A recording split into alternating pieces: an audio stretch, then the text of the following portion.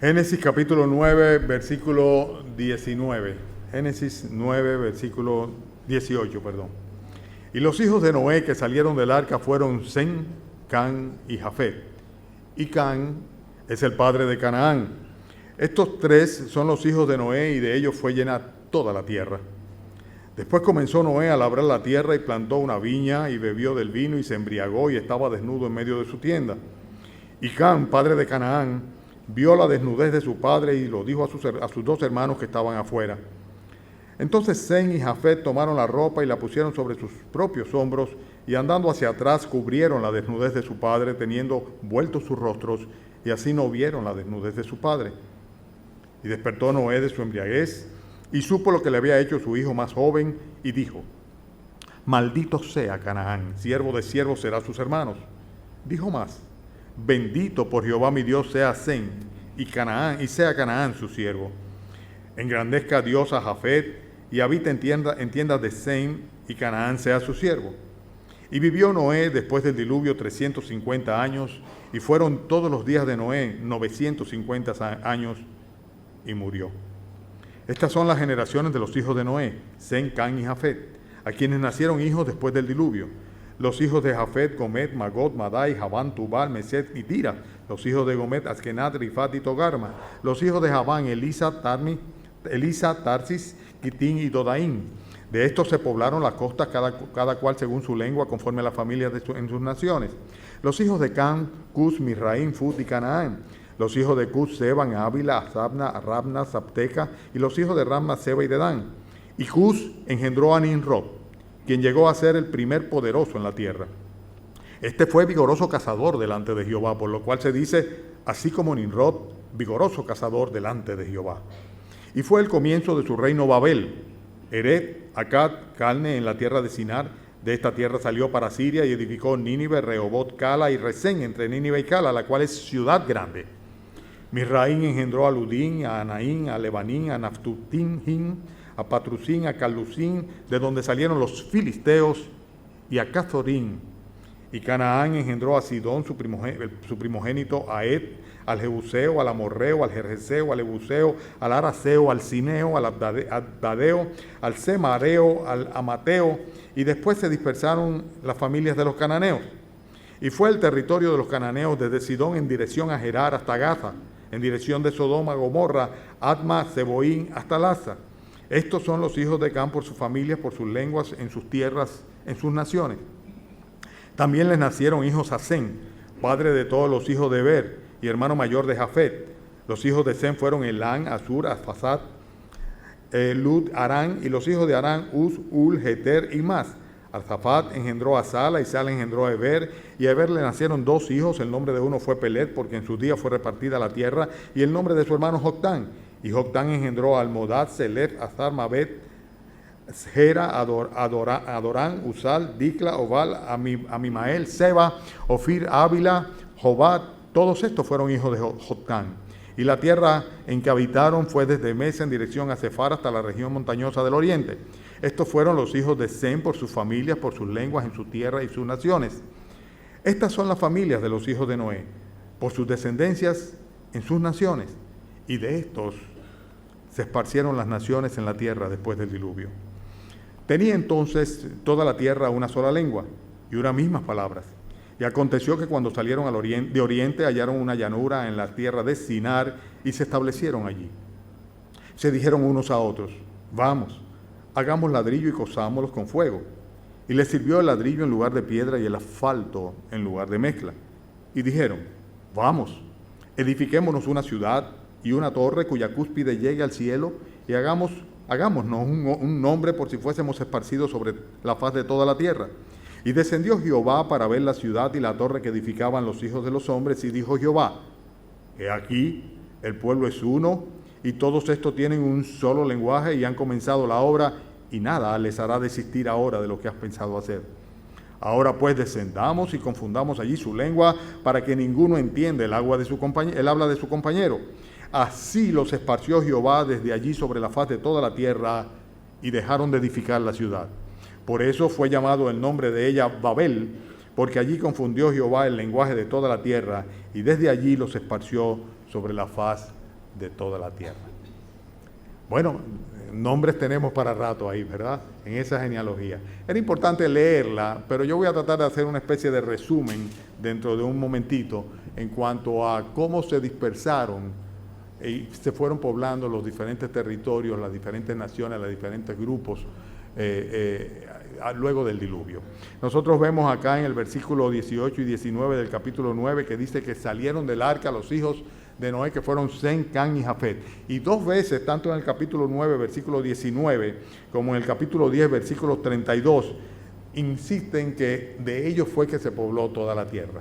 Ustedes recordarán que la semana pasada, mientras predicábamos el mensaje que titulamos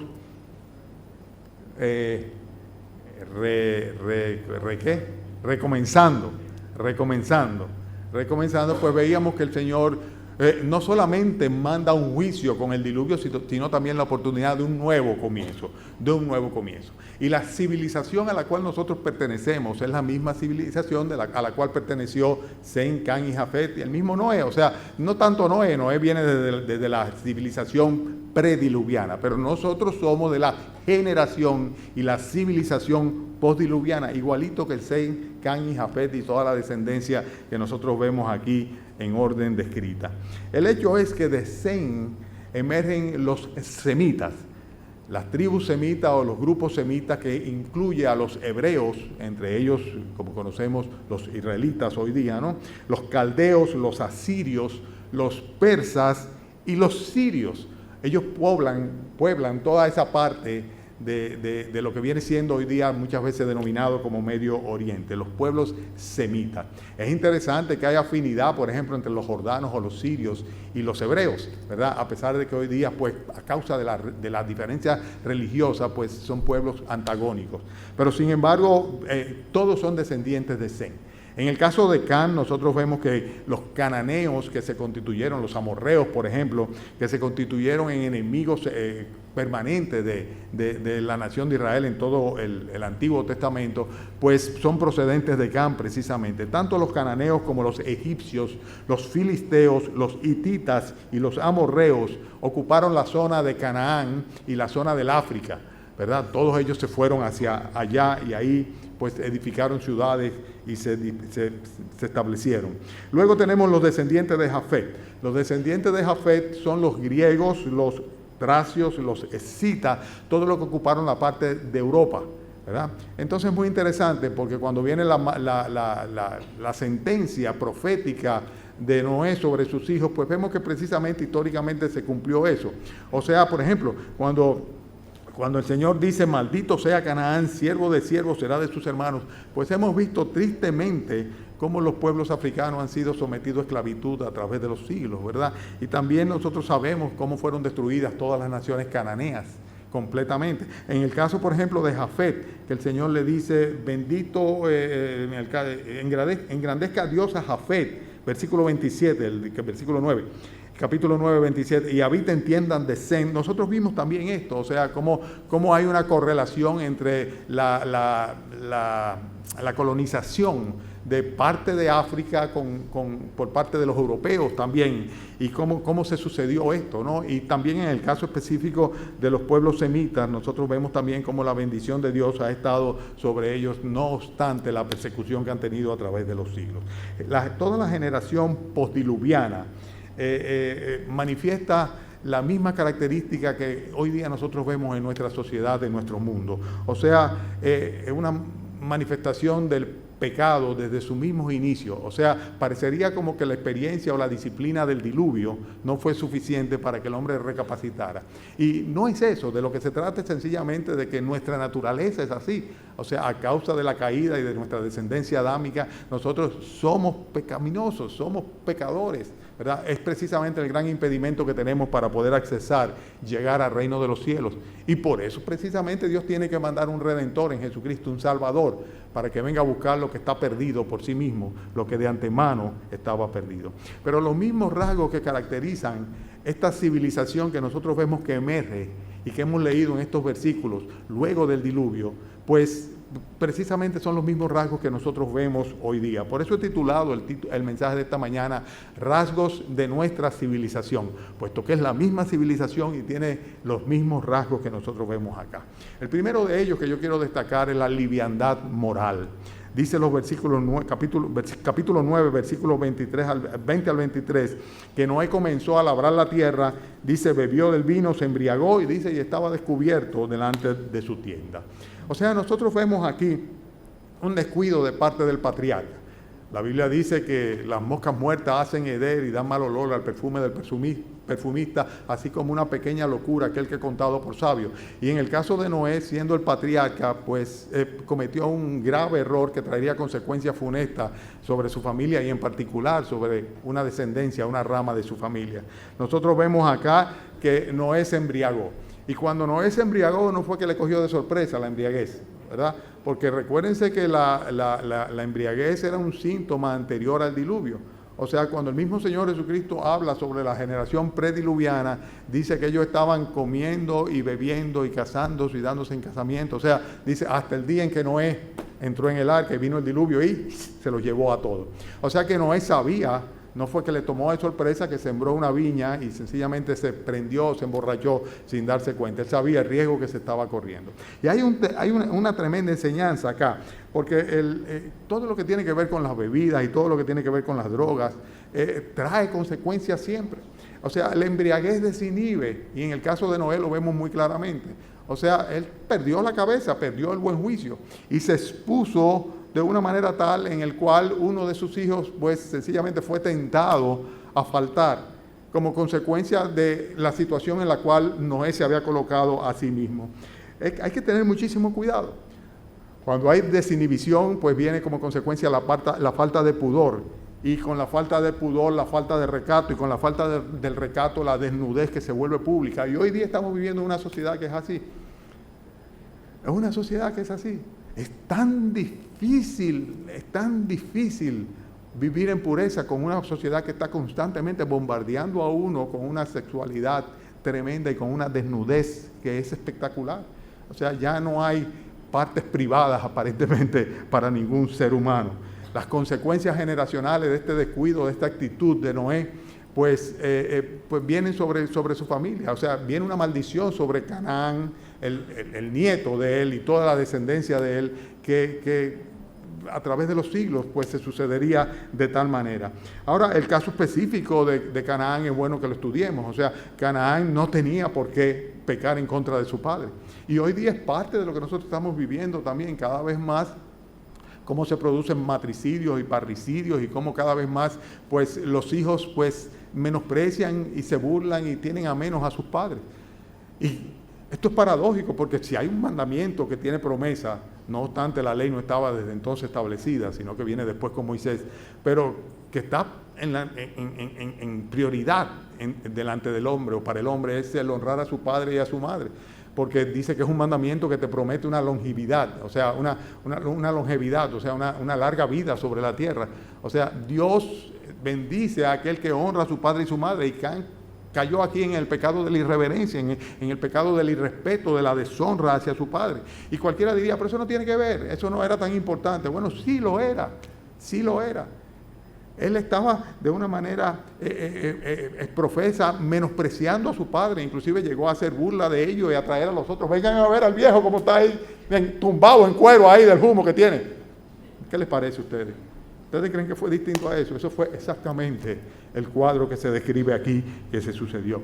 Y siempre que hay falta de honra a los padres hay consecuencias. Tú podrás tener todos los argumentos del mundo. Mira, tu padre podrá ser el borrachón más grande del mundo, el abusador más grande del mundo, y tu madre también, ¿verdad? La más ligera o la más suelta o la más irresponsable.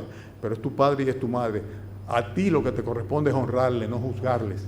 Y hay que tener mucho cuidado con eso. Hoy día las generaciones no son así. Nuestro mundo no es así. Nuestra civilización pues sencillamente coloca al hijo en las condiciones de constituirse en jueces de sus padres. Y esto es parte del problema. Los padres hoy día tienen miedo de los hijos.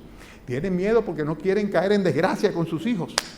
Quieren la simpatía, la aprobación y el aplauso si fuera necesario de sus hijos. Y con tal de tenerlo, pues sencillamente prefieren dejarlos, que ellos hagan lo que les dé la gana, y caen muchas veces en el irrespeto a la autoridad paterna o materna. Eso es algo que no puede de ninguna manera aceptarse. Entonces vemos acá, en primer lugar, una liviandad moral. Algunos psicólogos dicen, no es nada que los padres se bañen con sus hijos para que aprendan. Hoy día que tenemos el dilema tan grande de esta perversa intromisión dentro de las escuelas a través de un texto de Profamilia ahí que quiere prostituir en pro de la enseñanza sexual o de la educación sexual a la juventud desde pequeños, incitándolo hacia cosas que le corresponde a los padres, en todo caso, dirigirles y enseñarles. Pues nosotros tenemos que estar seguros de que estas son cosas que Dios de ninguna manera aprueba, y consecuentemente nosotros tenemos que mantener el concepto de pudor y de rescate, de recato en nuestros hijos. Y la desnudez de una persona no tiene que ser expuesta delante de los demás. O sea, la intimidad o la interioridad de una persona. O sea, siempre ha habido y habrá partes privadas del cuerpo que no tienen por qué ser expuestas, ni comercializarse, ni exponerse, ni mucho menos utilizarla en pro de un beneficio particular o de una conquista en especial. Entonces hay que tener mucho cuidado con eso. La moral se ha prostituido porque hay una liviandad moral hoy día como nunca, ¿verdad? Como nunca antes. Y esto viene, fíjense cuáles son sus gérmenes.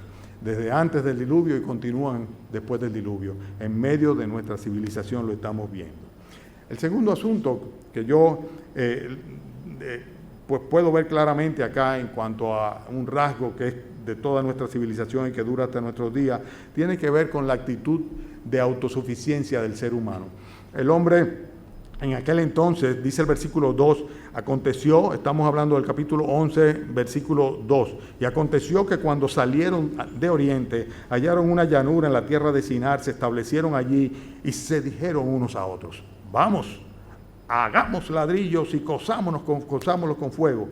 Le sirvió el ladrillo en lugar de piedra y el asfalto en lugar de mezcla. Y fíjense que en el versículo 4 dice, y dijeron, vamos, edifiquémonos una ciudad. O sea, simplemente se trata de vamos nosotros a hacerlo, vamos a nosotros, en base a nosotros mismos, contando con nosotros mismos, vamos a resolver para nosotros llevar a cabo la meta o los logros que nosotros nos proponemos. Hermanos, es penoso, pero nosotros vemos que aquí hay un espíritu de autosuficiencia que sencillamente lo que pretende es excluir a Dios, sencillamente valerse por uno mismo sin tener una dependencia. En ningún momento nosotros vemos que mencionan a Dios, ni que están buscando la voluntad de Dios, ni que se basan en que Dios le ha dado un mandato específico. Por el contrario, Dios no les manda edificar ciudades, sino que Dios les manda esparcirse por la tierra. Pero sin embargo, fíjense que eso es precisamente lo que quieren hacer.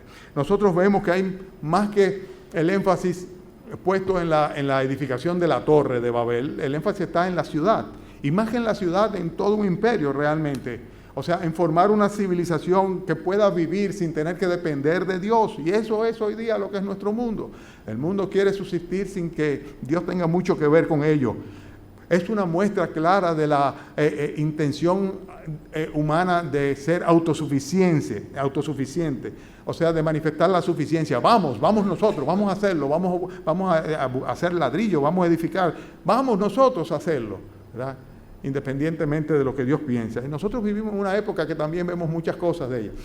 Últimamente yo he oído mucho el término coach, o sea, ¿verdad? Coaching, ¿verdad? Eso viene, evidentemente estamos hablando de un anglicismo, ¿no? Pero es la época de la superación personal, o sea, los libros de superación personal se venden grandemente y los charlistas que dan charlas sobre superación personal pues llenan teatros y salones de conferencias constantemente por todas partes del mundo, ¿verdad? Y el consejo de los pastores es sustituido por el del coach, ¿no? Que es ahora quien le dice cómo debe manejarse. Y hay una época en la cual todo está en la autoestima y todo está en que tú sí puedes, tú puedes lograrlo, solamente tú tienes que enfocarte y creer en ti mismo y tú lo vas a hacer, ¿verdad? Y eso nosotros estamos viendo como un rasgo de nuestra civilización actual, pero estaba desde entonces allá. ¡Vamos! Vamos a coger ladrillo y vamos a hacer una ciudad, ¿verdad? Y Dios, bien, gracias. ¿Verdad? Nosotros lo hacemos a cuenta de nosotros mismos. Algo que me llama la atención como arquitecto es lo que parece ser una carrera inconclusa, sin lugar a dudas, porque todavía tengo entendido que se está en Arabia Saudita pretendiendo construir la torre más alta del mundo, que supera la Burj Khalifa, la que está en Dubái, ¿no? Ustedes saben que esa torre que está en Dubái es casi 1 kilómetro para arriba que hay. O sea, son 800 y tantos metros para arriba, casi 900 metros. 1 kilómetro de distancia subiendo, sin necesidad. O sea, con tierra por todos los alrededores. Simplemente es cuestión de exaltar la grandeza del poderío, del desarrollo humano. Y ya las otras, como la de Shanghái, es una torrecita porque tiene 630 metros, y la que tiene ahora mismo Arabia Saudita, que se llama Abrad Dubai, ¿verdad? Esa tiene solamente 600 metros, quieren hacer una que sea todavía más alta que la de los 830 metros que tiene Dubái. Todo eso, ¿qué es lo que hace? Sencillamente exaltar la autosuficiencia del hombre, los logros humanos, en una insensatez y en una locura, ¿verdad?, que comenzó desde la época esta postdiluviana, cuando dijeron, hagámonos un nombre, ¿verdad? Y vamos a seguir hablando sobre eso. La tercera cosa que yo noto acá es que ellos, al tener esa actitud, estaban tratando de establecer una sociedad secularizada. Ya avancé sobre eso. Donde no tuvieran que contar con Dios, ni dedicarle tampoco a Dios la ciudad, ni las edificaciones, ni las obras de ellos. Y aparece un personaje muy interesante, que es Nimrod. Nimrod aparece aquí, y lo vemos nosotros en el capítulo 10, en el versículo 8, que dice, y Cus engendró a Nimrod, quien llegó a ser el primer poderoso en la tierra. ¿Lo ven? ¿Lo leen ahí? Este personaje, Nimrod, es un personaje muy interesante, ¿verdad? Él estableció todo un imperio opuesto a Dios, cuya sede precisamente habría de ser Babilonia en un principio, luego iría expandiéndole. Fíjense que él es el mismo el que construye Nínive. Ustedes se recuerdan en los relatos de Jonás, que dice que Nínive era una ciudad grande en extremo, dice, y muy, muy malvada, muy pecadora, ¿verdad que sí? Y aquí habla todavía de otra que es mayor que esa. Por ejemplo, cuando habla, versículo 12, dice versículo 11, de esta tierra salió para Siria, edificó Nínive, Rehobot, Cala y Resén, entre Nínive y Cala, la cual es ciudad grande. O sea que evidentemente Resén era más grande que Nínive originalmente. Y es el mismo fundador de la ciudad de Babilonia, ¿verdad? O Babel, como fue la primera ciudad que él mismo fundó.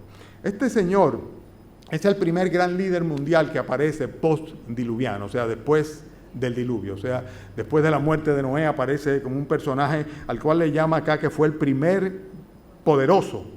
Dice acá, ¿dónde está? ¿En qué versículo? Versículo 8. Quien llegó a ser el primer poderoso en la tierra.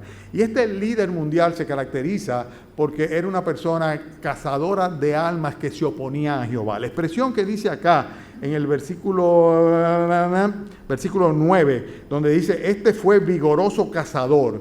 Es muy interesante que no está hablando en términos de cacería de animales, ¿verdad?, sino de cacería de hombres específicamente. Y cuando dice delante de Jehová, está significando oponiéndose, ¿verdad?, o confrontando a Jehová. Cazador de almas, cazador de hombres, o sea, una persona que estableció un imperio dictatorial, ¿verdad?, el primer poderoso, el primer gran líder dictatorial, completamente opuesto a Dios y una persona con grandes ambiciones.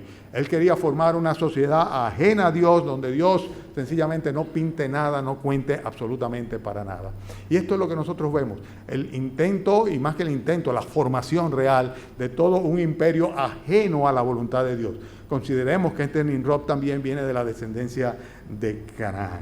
Entonces, esta sociedad secularizada es algo que ha ido creciendo, que desde la época del humanismo, del medioevo, nosotros vemos que se quiere centrar al hombre como el centro de la creación en vez de Dios, como la razón, centro y el motivo de todo lo creado, ¿verdad?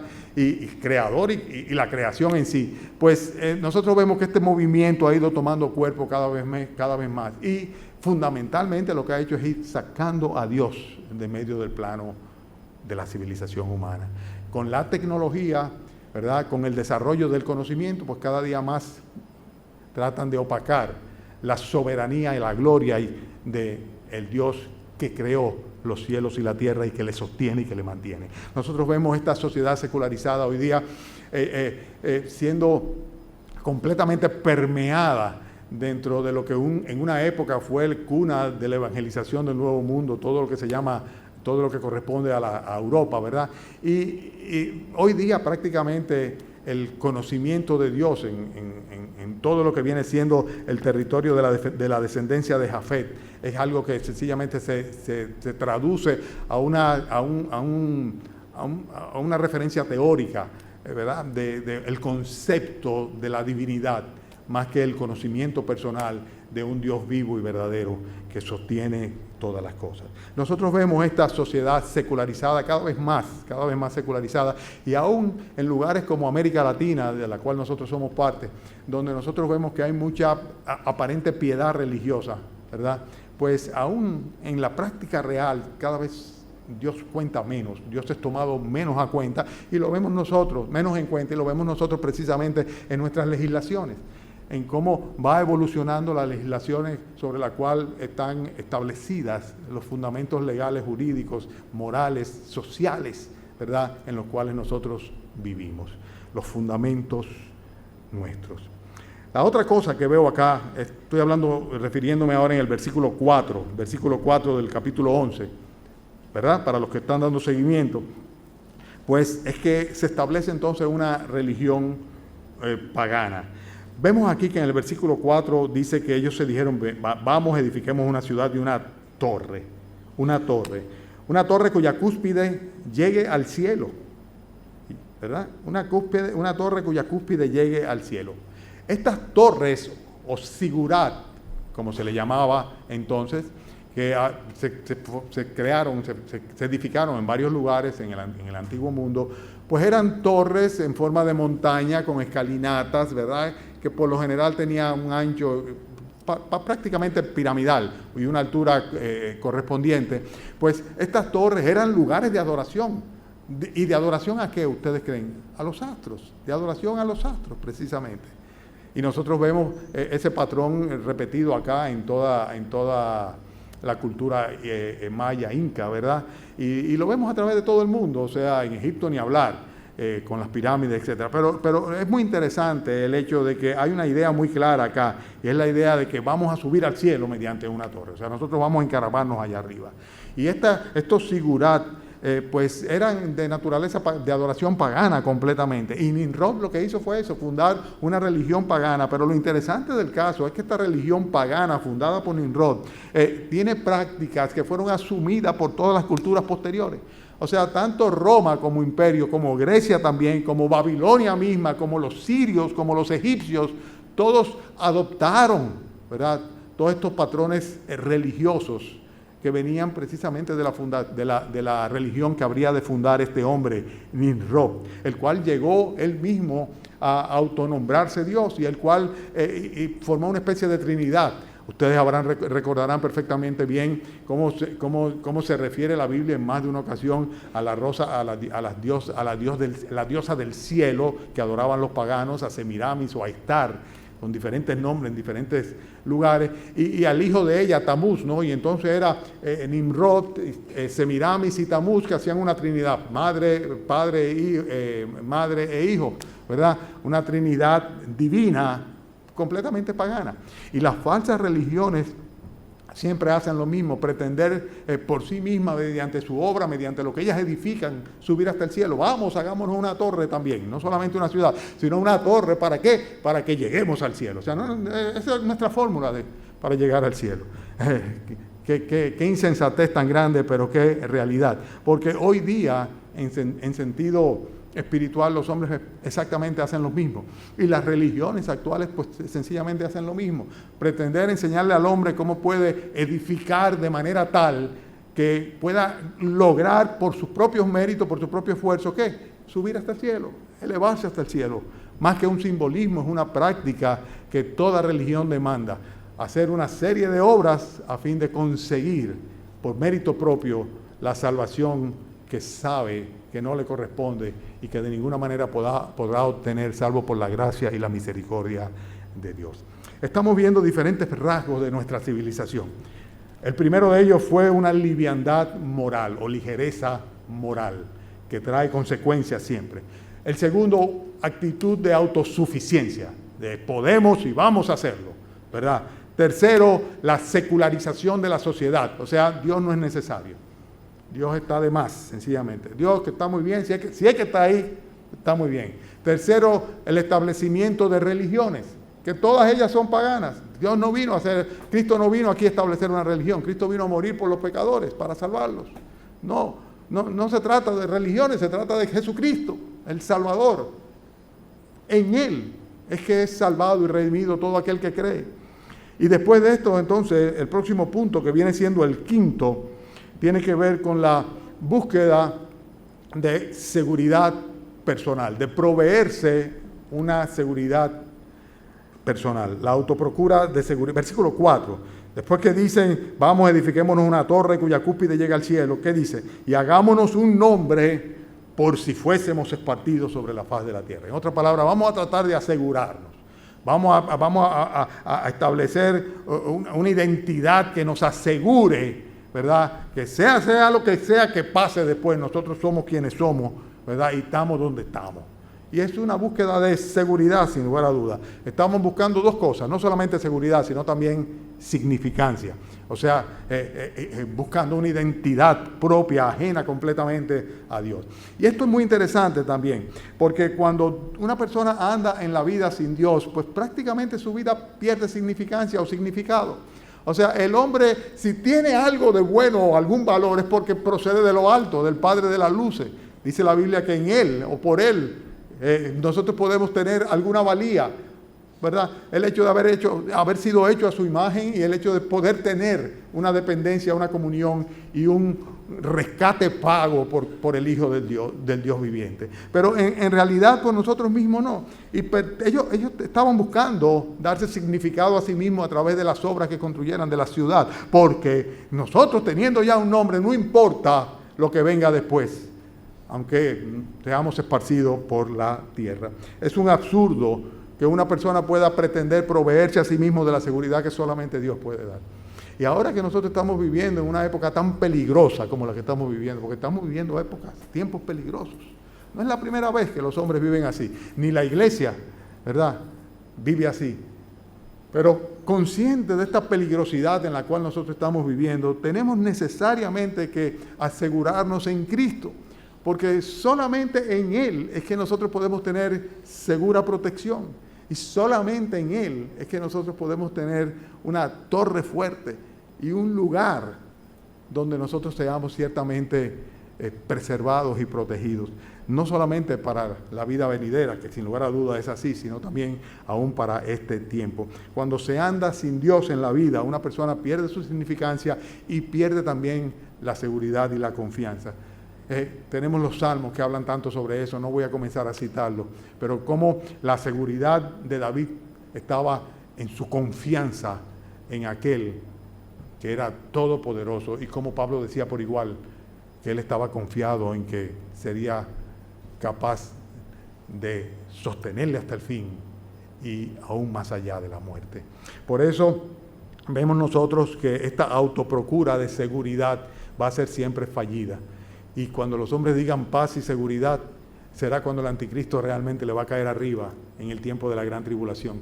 Porque el anhelo de paz, de seguridad, de protección, es algo que cada vez va a ir creciendo más y más y más frente a la exposición y el peligro. Y consecuentemente nosotros tenemos que estar claros que solamente Dios, solamente en Jesucristo tenemos un refugio fuerte, un refugio seguro.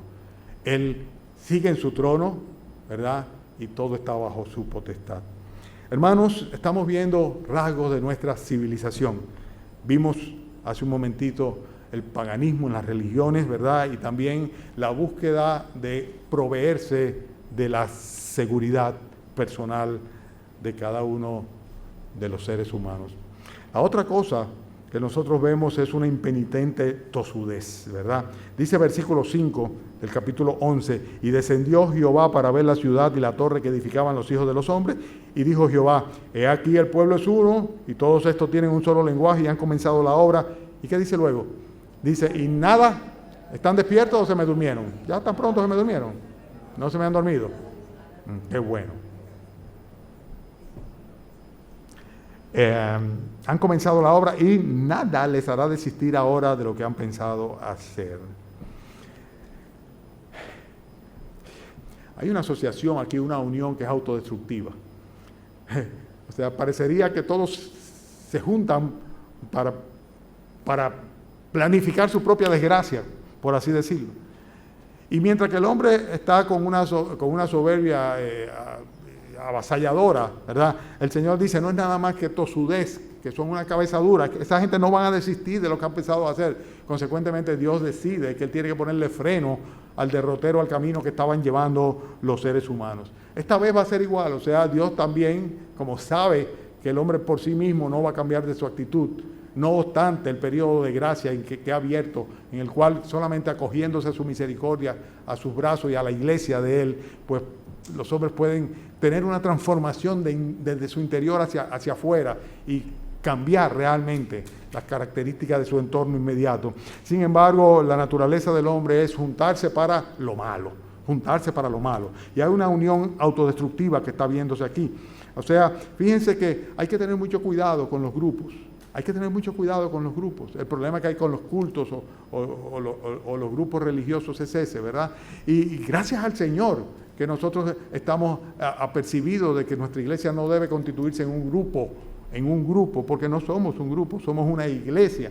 Jesucristo es la cabeza de su iglesia, no importa donde quiera que se reúna, Él es el líder, su palabra es nuestra guía, y tenemos que tener mucho cuidado, porque cuando sencillamente los hombres se reúnen en grupo y hacen equipo, y sobre todo, si acaso vemos nosotros que se constituyen equipos de personas que de por sí mismas son personas impías, pues sencillamente lo que va a hacer es llevarnos en direcciones que van completamente contrarias a los propósitos de Dios. Por eso el hombre que es impenitente y que es tosudo y cabeza dura va a ser finalmente pues juzgado por Dios. Es inevitable. Por eso no quieren obtemperar al llamado al arrepentimiento. Una vez y otra vez se le dice arrepentíos, ¿verdad? Y sin embargo el hombre evita esto. Fíjense que Dios dice aquí, hablando sobre la soberbia y la arrogancia del hombre, dice, vamos a descender, versículo 7, descendamos y confundamos allí su lengua, dice, para que ninguno entienda el habla de su compañero, y así el Señor los esparció desde allí sobre la faz de toda la tierra, y entonces fue que dejaron de edificar la ciudad. Pero es muy interesante cómo trataron de enajenar a Dios, pero eso es imposible. O sea, el hombre dice, vamos nosotros a subir hacia el cielo, ¿verdad? Vamos a exaltarlos, vamos a llegar hasta allá arriba, vamos a hacer la torre. ¿Y qué dice la Escritura? Que Dios dice, vamos a bajar. O sea, es que todavía, por más que el hombre quiera exaltarse o autoexaltarse, hay una distancia muy grande hacia Dios. Dios decide, no, vamos a bajar nosotros allá, y vamos a bajar allá para poner las cosas en orden. Es imposible enajenar a Dios de nuestras vidas. O sea, nosotros podemos tener a Dios como nuestro Señor, nuestro Salvador, nuestro protector, nuestra guía, nuestra vida, pero podemos tenerlo también como nuestro adversario, ¿verdad? Y lo que la Biblia enseña es que este mundo precisamente es enemigo de Dios, y que tú tienes una de dos lugares donde estás, o eres parte del equipo contrario a Dios, ¿verdad? O por el contrario, del equipo del Señor. Y esto es interesante, porque nosotros lo que vemos es que la soberbia y la arrogancia humana lo que hace es que trata de echar afuera a Dios, de enajenar a Dios completamente. Y Dios entonces lo que hace es que evidencia, ¿verdad?, su majestad frente a la pequeñez humana, y finalmente va a terminar frustrando del todo la arrogancia de los hombres. Santiago capítulo 4 versículo 13 dice, vamos ahora lo que decís, hoy y mañana iremos a tal ciudad, estaremos allí un año y traficaremos y ganaremos. Cuando no sabéis lo que será mañana, porque ¿qué es vuestra vida? Ciertamente neblina que se aparece por un poco de tiempo y luego se desvanece. En lugar de lo cual deberías de decir, si el Señor quiere, viviremos y haremos esto o aquello. Pero nuestra civilización es arrogante, ¿verdad? Los hombres son arrogantes, y una arrogancia realmente llena de tosudez y de impenitencia, que es la que va avasallando y pretendiendo llevarse al hombre por delante. Nosotros oramos los miércoles aquí por nuestros gobernantes, los gobernantes de este país. Y ustedes saben qué es lo que pedimos a Dios por ellos. Pedimos porque se arrepientan. Pedimos para que el Señor acreciente el temor de Él en las mentes y corazones de ellos, para que teman a Dios, porque si temen a Dios, posiblemente, entonces tomando en cuenta a Dios, serán para beneficio de la sociedad a la cual deben servir, a la cual se deben. Pero no es normalmente lo que vemos nosotros, no es lo que vemos allá en el Congreso, no es lo que vemos nosotros en las alcaldías, no es lo que vemos en las direcciones. Lo que vemos normalmente son personas que sencillamente son arrogantes, se quieren llevar el mundo por delante, creen que se lo están llevando por delante, ¿verdad? No toman en cuenta a Dios. Y Dios le dice simplemente, mira, tómame en cuenta, porque lo que tú estás haciendo es porque yo te lo permito. Es si Dios quiere. Hermanos, nosotros tenemos aquí un ejemplo claro desde el inicio de la formación de la generación postdiluviana, de la cual nosotros somos parte, de una serie de rasgos que son característicos que han llegado hasta nuestra época. Y la próxima que yo quiero enfatizar no depende de nosotros, sino de Dios. Dios es un Dios de misericordia. Nosotros sabemos que a pesar de que el pecado ha abundado y sobreabunda en ocasiones a través de la historia, dice, también la gracia abunda y sobreabunda también. Y la gracia se manifiesta a través de la obra misericordiosa del Señor, proveyendo una salida en la persona de su Salvador, de su Hijo, de nuestro Redentor, del Señor Jesucristo. A pesar de que hay pecado, hay un escape de las consecuencias del pecado, de la condenación del pecado, a través del Redentor de nuestro Señor Jesucristo. Fíjense qué interesante lo que dice el versículo 9, cuando dice que Dios los esparció de ahí sobre la faz de toda la tierra. Y nosotros conocemos claramente que han habido 3 juicios distintos en la humanidad, en sus albores, en sus principios. El primero fue cuando Dios juzgó a Adán y lo expulsó del huerto del Edén. El segundo lo vimos la semana pasada, cuando mandó un diluvio y exterminó toda carne en la cual había aliento de vida, respiración, ¿verdad? Con la excepción de Noé y lo suyo. Y en este caso nosotros vemos que sucede otra manera de Dios hacer juicio sobre una humanidad que lo tiene a menos, que lo echa a un lado, que está ensoberbecida, ¿verdad? Y que sencillamente a pesar de eso Dios lo que hace es que le manda una disciplina más que un aniquilamiento, o sea, manifestando su misericordia, que es el caso de la generación que estaba formando este imperio, el imperio babilónico. Es interesante también, no viene al caso ahora, pero lo doy como referencia también para los que son estudiosos, de que es una primera mención de Babilonia. Tenemos 2 menciones adicionales, ¿verdad? Después viene la Babilonia histórica, la Babilonia de Nabucodonosor, el imperio babilónico, ¿verdad? Que ustedes habrán de estudiar o han estudiado ya cuál fue su destino y su final, ¿verdad? Y después también tenemos una Babilonia espiritual, ¿verdad? Una Babilonia religiosa, ¿verdad? De la cual habla el libro de Apocalipsis con muchos detalles. Pero este inicio del reinado de Nimrod, del opositor a Dios, ¿verdad? Del vigoroso cazador de almas en contra de Dios, pues sencillamente es lo que estamos analizando hoy día, que precisamente es el germen de nuestra civilización actual. La naturaleza pecaminosa del hombre, de nuevo oponiéndose a la gracia y la misericordia de Dios. No obstante, la misericordia de Dios manifestándose. ¿Cómo se manifiesta la misericordia de Dios? Dice, bueno, mientras estén juntos, no hay posibilidad de que se ayuden el uno al otro, ¿verdad? Y lo vemos históricamente que es así.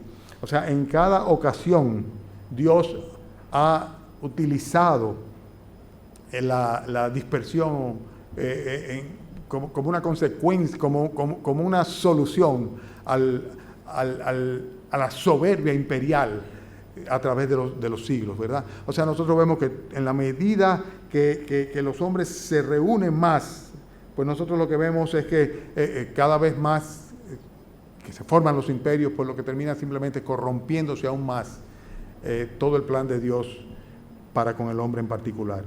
La dispersión fue beneficiosa, un juicio de misericordia. En vez de destruirlo, los dispersó pura y simplemente.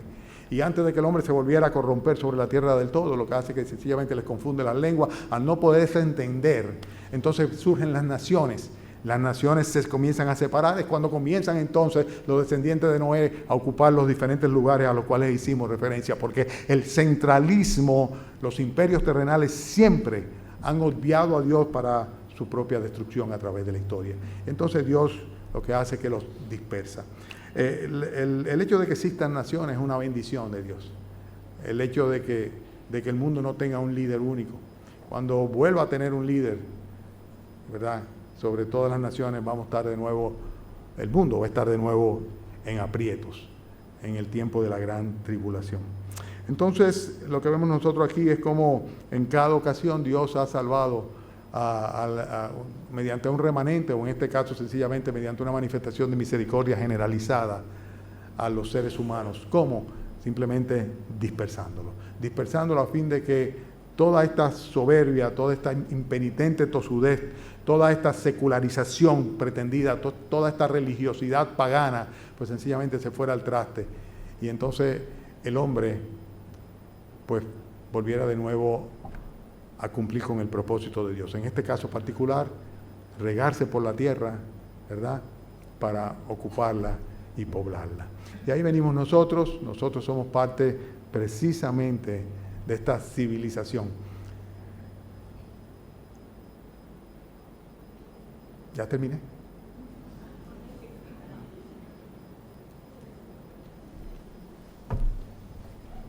¿Qué hacemos ahora? Entonces, ¿por qué vamos a pedir? A ver, ¿quién tiene una idea?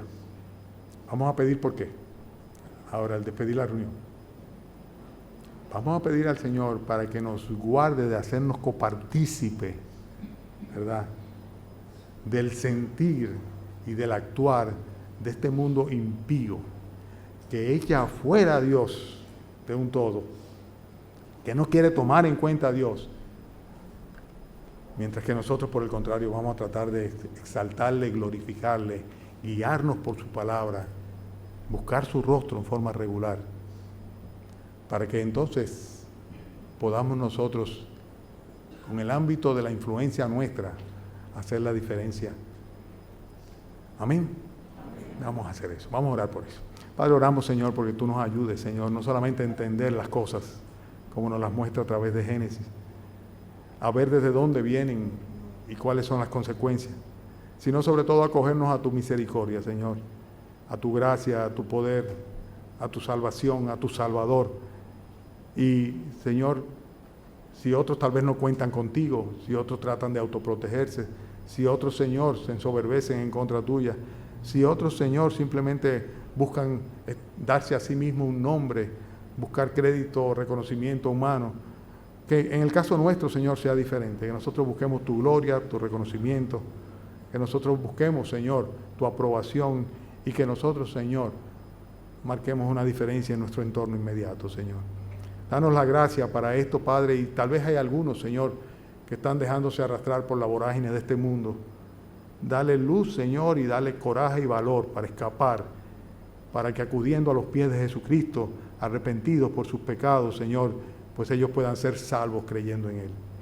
Te damos gracias, Padre, por tu iglesia local, por los hermanos, Señor, y por las oportunidades de aprender de ti. En el nombre de Cristo Jesús. Amén.